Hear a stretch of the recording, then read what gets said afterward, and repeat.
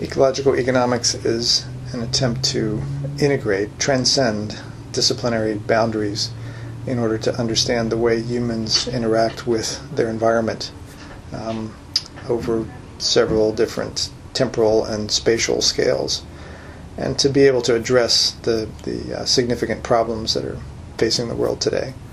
No one discipline can really address those kinds of problems, which are at the interface between human society and the ecological life support system. So if we really want to solve those problems, we have to take a much broader, more systems view over longer time periods, and get beyond the academic silos that have compartmentalized knowledge in the past. And you've done a lot of work on ecosystems health and health as a way to integrate this transdisciplinary movement towards sustainability. Could you say a little more about how you see health as a possible facilitator of this integration? I think in all of this we have to focus on what the goals are for the system. In fact, what we would really like is to have a healthy, high quality of life for humans and other species that we share the planet with over an extended period of time. We want it to be sustainable. So this brings up the issues of how do we conceptualize and how do we quantify the health of a system, of a complex system. And there are, I think, new ways that we need to start thinking about doing that. Health is more than the absence of disease. Health is well-functioning. Well-functioning from the point of view of the goals that I just mentioned includes supporting human well-being and quality of life, and supporting the health of the ecological life support system, which contributes significantly to human health and well-being. So in order to do that, we have to think about all of the services that ecological systems provide to human societies that support that well-being. We have to think about the health of the ecological system in terms of its continued ability to provide those services that support human health. We have to think about human health in a more preventive way, as well-functioning, as high quality of life, rather than simply the absence of the disease, and that leads us to be more preventive in our medicine, both for the human population, but also for the ecological system that supports that human population. And you work a lot with the four terms of the built capital, the ecological capital, the economic capital. Could you describe those briefly? So one way of thinking about the system and the support for human well-being is to categorize things into four major types of capital. Capital used very broadly in this context to mean a stock that supports a flow of services. So we know about the conventional forms of economic capital, what you might call the built capital environment. There's also human capital, which is individual people. But much more than their labor. It also includes their intelligence, their information, their creativity, all of the things that individual humans provide, as well as their individual health. But then there's also social capital, which is the interaction between people, both formal and informal networks and institutions that allow human society to function as a whole.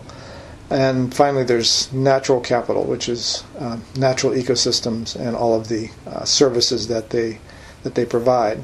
Obviously, these four types of capital have different characteristics and different ways that they can be enhanced and different ways that they can be eroded. Social capital in order to construct, requires people to interact in these networks and to build trust in the networks, so they can depend on the society to help them achieve their goals.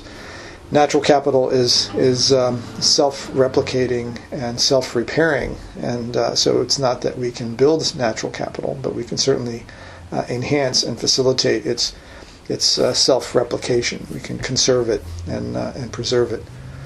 built capital, obviously we need to design that built capital environment, and we need to design it in a way that enhances the other forms of capital, the natural and the social capital in particular, as well as the human capital.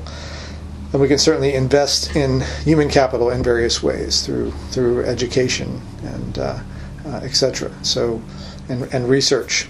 So we need to do all of those things in a more integrated way that acknowledges the joint contributions of all four of these types of capital to sustainable human well-being. And finally, could you say a little bit about the work of the Gund Institute and your vision for the University of Vermont?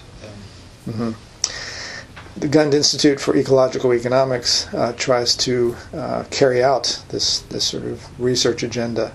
We do that by being a transdisciplinary research and education unit.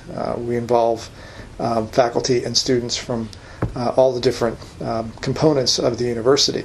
And I think the University of Vermont in general is also trying to transcend these disciplinary boundaries through various mechanisms.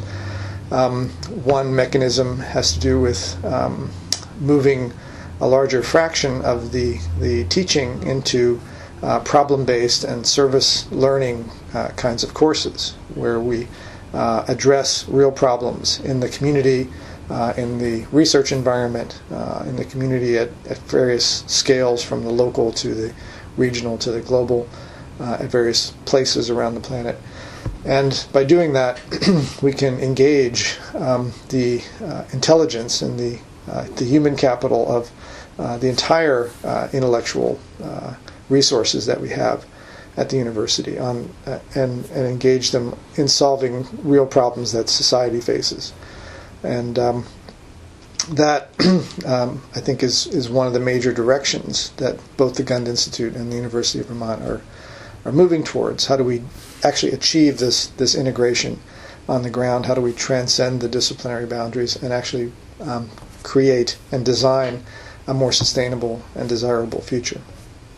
Do you mind saying a little bit how the Journal for Ecological Design could be used as a vehicle, another vehicle? I think the proposed Journal for Ecological Design is a necessary component to move us forward in this direction. We need to communicate what we're doing in all of these fields, and also build bridges between all the various disciplines. And so having a journal that really has that as its goal, to build these bridges, to integrate all of the various components that are going to be necessary to design a sustainable future. It's going to be more than the built environment, as I said, although that's a major component.